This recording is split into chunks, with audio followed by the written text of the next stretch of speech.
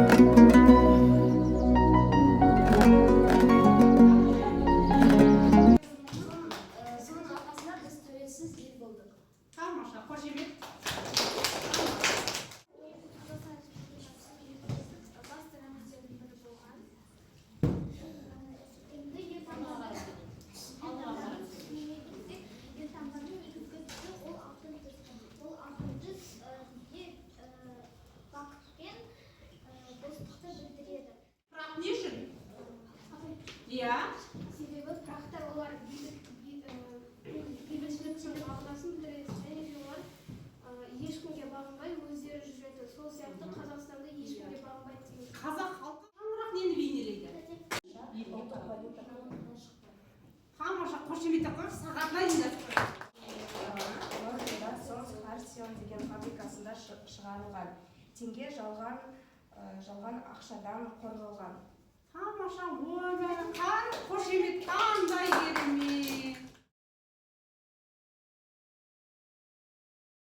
Мемлекеттік туы ресми түрде 1992 жылы қабылданды. Республикасының мемлекеттік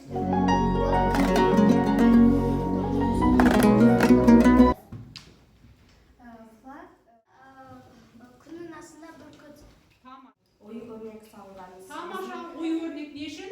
Біздің халқымызды білу үшін. Тамаша, керемет. Тамаша. Қазағым жаса батыр жастарым, желбіретіп туды жеңіске жол бастаған. Елбасы тарихы мәңгі болсын дастаным, Қазақстаным, Қазақстаным.